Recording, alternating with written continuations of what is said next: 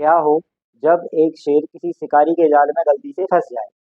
क्या शिकारी शेर को मार पाएगा या शेर शिकारी को मार देगा? क्या शिकारी की कोई सहायता भी करेगा या दुनिया में सभी स्वार्थी होते हैं? क्या हम प्रकृति के संसाधनों का दुरुपयोग कर रहे हैं? इन्हीं सारे सवालों को जानने के लिए बने रहिए हमारे साथ। नमस्कार दोस्तों, जय श्री राम। स्वागत है आपका हमारी इस वीडियो में। आज हम कक्षा 8वीं के संस्कृत विषय के पाठ 5 पंचमः पाठः, जिसका नाम है कंटके नैव कंटकम, जिसका अर्थ होता है कांटे से ही कांटा निकलता है। प्रस्तुत पाठ मध्य प्रदेश के डिंडौरी जिले में प्रधानों के बीच प्रचलित एक लोक कथा है। यह पंचतंत्र की शैली में रचित है। इस कथा में यह स्पष्ट किया गया है कि संकट के समय व्यक्ति अपनी चतुराई से किस प्रकार से बड़ी समस्या से बाहर निकल सकता है। तो आइए अब पाठ प्रारंभ करते हैं। आसीत कश्चित चंचलो नाम व्याधः, चंचल नाम का कोई व्याध था।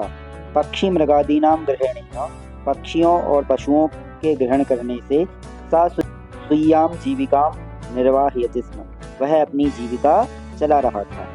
एकदा सा वने, एक दिन वह वन में जालम वितीर्य, जाल बिछाकर गृहम् आगतवान्, घर आ जाता है। अन्यस्मिन् दिने, अन्यस्मिन् दिवसे, दूसरे दिन प्रातः काल यदा चंचलः, जब चंचल वनम गतवान, वन जाता है, तदा सह दृष्टवान, तब वह देखता है, यत तेन विस्तारिते जाले दौर्भाग्यात् एकः व्याघ्रः बद्धः आसीत्। जब वह दूसरे दिन वन में जाता है तो वह क्या देखता है? दुर्भाग्य से उस जाल में एक बाघ जो है वो बंधा हुआ है। तो अचिंत्यत, वह सोचता है, व्याघ्रः मां खादिष्यति, बाघ तो मुझे खा जाएगा। अतएव पलायनम, अतः मुझे यहाँ से पलायन करना चाहिए, भाग जाना चाहिए। पलायनम करणीयम, भाग जाना चाहिए।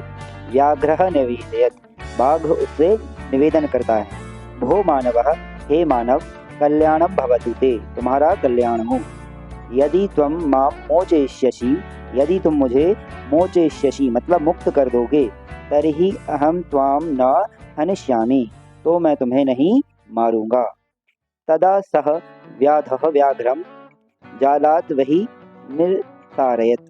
ठीक है, तो जब शेर उससे बाघ उससे कहता है कि मैं तुम्हें नहीं मारूंगा, तो व्याध क्या करता है? उस बाघ को जाल से बाहर निकाल देता है।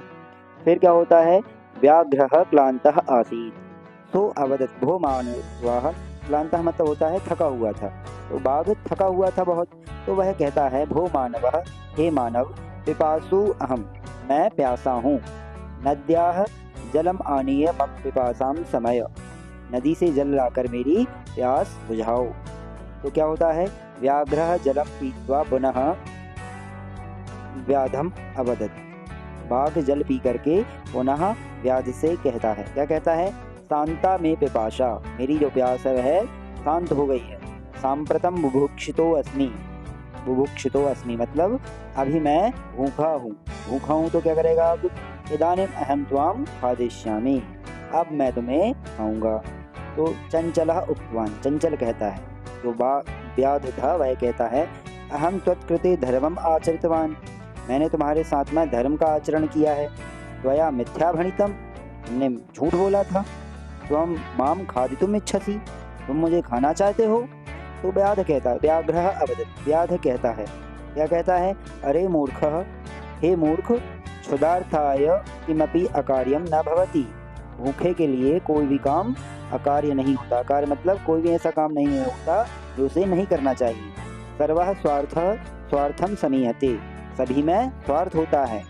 चंचलः नदी जलम अपृच्छत्, चंचल नदी के जल से पूछता है, क्या पूछता है? नदी जलम अवदत्, नदी का जल कहता है, एवमेव भवति, ऐसा ही होता है। जना मयि स्नानम कुर्वन्ति, लोग मुझ में स्नान करते हैं। वस्त्राणि प्रक्षालयन्ति, वस्त्र धोते हैं। तथा च मलमूत्रादिकं विसृज्य निवर्तन्ते, और मलमूत्र का त्याग करते हैं। वस्तुतः सर्वः स्वार्थम समीहते, वस्तुतः सभी में स्वार्थ होता है। चंचलः वृक्षम उपगम्य अपृच्छत्, चंचल वृक्ष के पास जाकर के पूछता है। वृक्षः अवदत्, वृक्ष कहता है, मानवाः अस्माकं छायायां विरमन्ति, मानव में हमारी छाया में विश्राम करते हैं। अस्माकं फलानि खादन्ति, हमारे फलों को खाते हैं। पुनः कठोरैः प्रहृत्य अस्मभ्यं सर्वदा कष्टं ददति, और फिर भी हमारे साथ में कठोरता का व्यवहार करते हैं और हमें कष्ट देते हैं। यत्र कुत्रापि छेदनं कुर्वन्ति, यहाँ वहाँ से काट देते हैं। सर्वः स्वार्थं समीहते, सभी में स्वार्थ होता है। समीपे एका लोमशिका वदरी गुल्मानां पृष्ठे निलीना एतां वार्तां शृणोति स्म। समीप में, पास में ही एक लोमड़ी जो कि बेर की झाड़ियों के पीछे छुपी हुई थी और वो इन सब की बातों को सुन रही थी। सा सहसा चंचलम उपसृत्य कथयति, वह अचानक एकदम से चंचल के पास आकर के कहती है, का वार्ता, क्या बात है, मामपि विज्ञापय, मुझे भी बताओ। सह स अवदत्, वह कहता है, चंचल कहता है, अहह मातृ स्वसा, अरे मौसी जी क्या बताऊं, अवसरे त्वम, इस अवसर पर तुम आ गई, समागतवती, तुम आ गई, मया अस्य व्याघ्रस्य प्राणाः रक्षिता, मेरी इस व्याघ्र से मेरे प्राणों की रक्षा कीजिए। तो परम एषा मामेव खादितुम इच्छति, वह कहता है, व्याध होता है, वह कहता है कि मैंने इस बाघ के प्राणों की रक्षा की है, परंतु यह मुझे ही खाना चाह रहा है। तो तदनंतरम सा लोमशिकायै निखिलां कथां निवेदयत्, फिर उसके बाद वह लोमड़ी को सारी कथा निवेदन कर देता है, बता देता है। लोमशिका चंचलम अकथयत्, लोमड़ी चंचल से कहती है, बाणम, सही है, त्वं जालम प्रसार्य, तुमने जाल बिछाया। पुनः सा व्याघ्रम अवदत्, फिर वह बाघ से कहती है, क्या कहती है, केन प्रकारेण त्वम एतस्मिन् जाले बद्धः, किस प्रकार से तुम इस जाल में बंध गए। इति अहम प्रत्यक्षम द्रष्टुम इच्छामि, तुम किस प्रकार से इस जाल में बंधे हो, मैं यह प्रत्यक्ष रूप से देखना चाहती हूँ। व्याघ्रः तद्वृत्तान्तं प्रदर्शयितुं तस्मिन् जाले प्राविशत्, बाघ वो पूरी कहानी बताने के लिए जाल में फिर से प्रवेश करता है। लोमशिका पुनः अकथयत्, लोमड़ी फिर से कहती है, संप्रति पुनः कूर्दनं कृत्वा दर्शय, अब तुम फिर से बार बार कूद करके दिखाओ। सह तथैव समाचरत्, वह वैसा ही करता है। अनारतं कूर्दनेन सहस्रान्तः अभवत्, लगातार कूदने से वह थक जाता है। जाले बद्धः स व्याघ्रः क्लान्तः सन् निसहायो भूत्वा तत्र अपतत्, और इस तरह से वह थक जाता है और थकने के बाद में वो असहाय होकर के भूत्वा तत्र अपतत्, और वहीं गिर जाता है। प्राणाभिक्षा च अयाचत, वह प्राणों की भिक्षा मांगने लगता है। लोमशिका व्याघ्रम अवदत्, लोमड़ी बाघ से कहती है, सत्यम त्वया भणितम, तुमने सच ही कहा था। क्या कहा था, सर्वः स्वार्थम समीहते, सभी में स्वार्थ होता है। और इसी के साथ ही हमारा पाठ समाप्त हो जाता है। अब हम पहला वाला प्रश्न देखते हैं, जिसमें कहा गया है, एक पदेन उत्तरम लिखत, एक शब्द में उत्तर लिखिए। तो पहला वाला प्रश्न है, व्याधस्य नाम किम आसीत्, व्याध का नाम क्या था। तो उत्तर होगा इसका चंचलः। दूसरा वाला प्रश्न है, चंचलः व्याघ्रम कुत्र दृष्टवान, चंचल ने बाघ को कहाँ देखा। तो उत्तर होगा इसका जाले, जाल में देखा। ठीक है। तीसरा वाला प्रश्न है, कस्मै किमपि अकार्यम न भवति, इसके लिए कोई भी काम अकार्य नहीं होता। तो क्षुधार्ताय, जो भूखा होता है उसके लिए कोई भी काम अकार्य नहीं होता। ठीक है। अगला वाला प्रश्न है, बदरी गुल्मानां पृष्ठे का निलीनाम् आसीत्, बेर की झाड़ियों के पीछे कौन छुपा हुआ था। तो लोमशिका, लोमड़ी। अगला वाला प्रश्न है, सर्वः किं समीहते, सभी लोग क्या कैसे होते हैं। तो स्वार्थम, सभी लोग क्या चाहते हैं, तो अपना स्वार्थ चाहते हैं, स्वार्थम। निसहायो व्याधः किम अयाचत, जो निस्सहाय व्याध था वह क्या मांगता है। तो प्राणाभिभिक्षाम, प्राणों की भिक्षा मांगता है। ठीक है। इसके बाद दूसरा वाला प्रश्न देखेंगे अपन। दूसरा वाला प्रश्न में कहा गया है, पूर्ण वाक्येन उत्तरत्, पूर्ण वाक्य में उत्तर दीजिए। पहला वाला प्रश्न है, चंचले वने किम कृतम, चंचल ने वन में क्या किया। तो चंचलेन वने जालम विस्तारितम, चंचल ने वन में जाल को फैलाया। अगला वाला होगा, व्याघ्रस्य पिपासा कथम शांता अभवत, बाघ की प्यास कैसे शांत हुई। तो व्याघ्रस्य पिपासा नद्याः जलम पीत्वा शांतम अभवत, बाघ की प्यास नदी का जल पी करके शांत हुई। अगला वाला प्रश्न है, जलम पीत्वा व्याघ्रः किम अवदत्, जल पी करके बाघ क्या कहता है, क्या कहा उसने। तो इसका उत्तर होगा जलम पीत्वा व्याघ्रः अवदत् सांप्रतम बुभुक्षितो अस्मि इदानीम अहम त्वाम खादिष्यामि। जल पीने के बाद में बाघ कहता है कि अब मैं भूखा हूँ और मैं तुम्हें खाऊंगा। ठीक है, अगला प्रश्न होगा चंचलः मातृस्वसः इति काम संबोधितवान। चंचल ने मातृस्वसा इस नाम से, इस शब्द से किसको संबोधित किया? तो चंचलः मातृस्वसः इति लोमशिकाम संबोधितवान। चंचल ने मातृस्वसा नाम से लोमशिका, लोमड़ी को संबोधित किया। अगला वाला प्रश्न है जाले पुनः बद्धः व्याघ्रम दृष्ट्वा व्याधः किम अकरोत्। जाल में पुनः बंधा हुआ बाघ को देख करके व्याध ने क्या किया? तो इसका उत्तर होगा जाले पुनः बद्धः व्याघ्रः दृष्ट्वा व्याधः प्रसन्नः भूत्वा गृहं गतवान। और जाल में पुनः बंधा हुआ देख करके बाघ को व्याध क्या करता है? व्याध प्रसन्न होकर के घर चला जाता है। ठीक है, इसके बाद में अगला वाला प्रश्न देखते हैं। इसमें कहा गया है तीसरे वाले प्रश्न में कि ये जो वाक्य दिए गए हैं वो वाक्य किसने किससे कहे हैं। ठीक है, जैसे पहला वाला दिया गया है उदाहरण के लिए इदानीम अहम त्वाम खादिष्यामि, ये व्याघ्र ने कहा था व्याध से। ठीक है, वैसे ही पहला वाला देखेंगे कल्याणम भवतु ते, ये वाक्य किसने कहा था? तो ये कहा था व्याघ्र ने व्याध से, व्याघ्रः व्याधम। दूसरा वाला होगा जनाः मयि स्नानं कुर्वन्ति, ये कहा था नदीम व्याधम। ठीक, तीसरा वाला होगा अहम त्वत्कृते धर्मम आचरितवान त्वया मिथ्या भणितम, यह कहा था व्याध ने व्याघ्रम, व्याघ्र को। ठीक है, यत्र अगला वाला है यत्र कुत्रापि छेदनम कुर्वन्ति।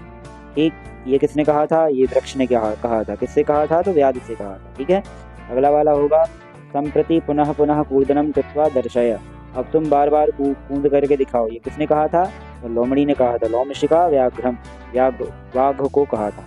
ठीक है, इसके बाद चौथा वाला प्रश्न देखेंगे। इसमें रेखांकित पदम आधृत्य प्रश्न निर्माणम कुरु। ठीक है, इसमें आप देख सकते हैं प्रश्न जो दिया गया है इसमें एक शब्द अंडरलाइन रेखांकित किया गया है, उस शब्द को हटा करके वाक्य को प्रश्न बनाना रहेगा। ठीक है, तो पहला वाला दिया गया है व्याधः व्याघ्रम जलात् बहिः निस्सारयत्। ठीक है, तो इसमें जलात् लिखा है, जलात् रेखांकित किया गया है, इसकी जगह पे आ जाएगा कस्मात्। तो व्याधः व्याघ्रम कस्मात् बहिः निस्सारयत्। ठीक है, इसके बाद दूसरा वाला देखेंगे चंचलः वृक्षम उपगम्य अपृच्छत्, तो वृक्षम की जगह आ जाएगा कम। तीसरा वाला देखेंगे व्याघ्रः लोमशिकायै निखिला कथाम निवेदयत्, तो लोमशिकायै की जगह आ जाएगा कस्यै। ठीक है, कस्यै आ जाएगा। इसके बाद फिर अगला वाला प्रश्न देखेंगे मानवाः वृक्षाणाम छायायां विरमन्ति, तो वृक्षाणाम की जगह पे आ जाएगा केशाम। ठीक है, इसके बाद अगला वाला देखेंगे व्याघ्रः नद्याः जलेन व्याधस्य पिपाशाम शमयत्। ठीक है, तो नद्याः की जगह आ जाएगा कस्याः। ठीक, इसके बाद में देखेंगे हम ये पांचवा वाला प्रश्न, ये जो है इसमें मंजूषा दी गई है और एक कहानी लिखी हुई है। मंजूषा से आपको शब्दों का चयन करके इस कहानी को पूरा करना है। ठीक है, तो ये एक बहुत अच्छी कहानी है। इसमें आपको पहले वाले में आ जाएगा वृद्धः, दूसरे वाले में आ जाएगा कृतवान, तीसरे वाले खाली स्थान में आ जाएगा अकस्मात, अगले में आ जाएगा दृष्ट्वा, उसके बाद आ जाएगा मोचयितुम, अगले वाले में आ जाएगा साट्टहासम, अगले वाले में आ जाएगा क्षुद्रः, फिर इसके बाद वाले में आ जाएगा तर्हि, फिर स्वकीय, फिर इसके बाद वाले में आ जाएगा कर्तनम। ठीक है, इस कहानी के खाली स्थान आपको पूरे करने के बाद इस कहानी का अर्थ, इस कहानी को अच्छे से पढ़ना है आप लोगों को और खुद से इसका अर्थ करके देखना है। इसके बाद अगला वाला प्रश्न है, इसमें आपको निर्देशानुसारम उत्तर, निर्देश के अनुसार उत्तर लिखना है। तो पहला वाला है सह लोमशिकायै सर्वां कथां निवेदयत्, अस्मिन् वाक्ये विशेषण पदम किम, तो लोमशिकायै सर्वां कथां निवेदयत्, यहाँ पर विशेषण पद होगा सर्वां। ठीक है, इसके बाद अगला वाला प्रश्न है अहम तत्कृते धर्मम आचरितवान तत्र अहम इति सर्वनाम पदम कस्मै प्रयुक्तम, तो सर्वनाम जो पद है अहम वो किसके लिए प्रयोग किया गया है? तो व्याधाय चंचलाय। ठीक है, इसके बाद अगला वाला है सर्वः स्वार्थम समीहते, अस्मिन् वाक्ये कर्तृपदम किम, तो सर्वः जो होगा वो कर्तृपद हो जाएगा। अगला वाला प्रश्न देखेंगे सा सहसा चंचलम उपसृत्य कथयति, वाक्यात एकम अव्यय पदम चित्वा लिखत, तो इस वाक्य में सहसा जो है वो अव्यय पद है। ठीक है, अगला वाला देखेंगे का वार्ता माम अपि विज्ञापय, अस्मिन् वाक्ये क्रियापदम किम, क्रियापदस्य पद परिचयम अपि लिखत, तो क्रियापद कौन सा है इस वाक्य में? तो अस्मिन् वाक्ये विज्ञापय क्रियापदम अस्ति, पद परिचय होगा इसका वि उपसर्ग पूर्वक ज्ञा धातु लोट लकार मध्यम पुरुष एक वचन होगा। ठीक है। इसके बाद अगला वाला प्रश्न देखेंगे। इसमें आपको उदाहरणानुसारम रिक्त स्थानानि पूरयत, उदाहरण के अनुसार आपको रिक्त स्थानों की पूर्ति करनी है। जैसे माता मातारौ मातारः, तो स्वसा का हो जाएगा स्वसा स्वसारौ स्वसारः। मात्रा मातृभ्याम मातृभिः, तो स्वस्त्रा स्वस्त्रिभ्याम स्वस्त्रिभिः। स्वसरी स्वस्त्रो स्वस्त्रिषु हो जाएगा मातरी मात्रो मातृषु। फिर इसके बाद षष्ठी में दिया गया है स्वसुः स्वस्त्रवो स्वस्त्रिणाम, तो षष्ठी में मातु का हो जाएगा मातुः मात्रो मातृणाम। ठीक है। इसके बाद अगला वाला जो शब्द है प्रश्न है उसमें धातु प्रत्ययम च लिखत, धातु और प्रत्यय बताना है जो आपको शब्द दिए गए हैं। ठीक है। जैसे गंतुम, गंतुम में गम धातु है और तुमन प्रत्यय है। दृष्टुम में क्या हो जाएगा, दृष्टुम में दृष्ट धातु तुमन प्रत्यय। करणीयम में क्री धातु अनियर प्रत्यय। पातुम में पा धातु तुमन प्रत्यय। खादितुम में खा धातु खाद धातु तुमन प्रत्यय। कृत्वा में क्री धातु और कृत्वा प्रत्यय होगा। तो इसी के साथ में ये वाला पाठ हमारा समाप्त होता है। आशा है आपको समझ में आया होगा। जय श्री राम।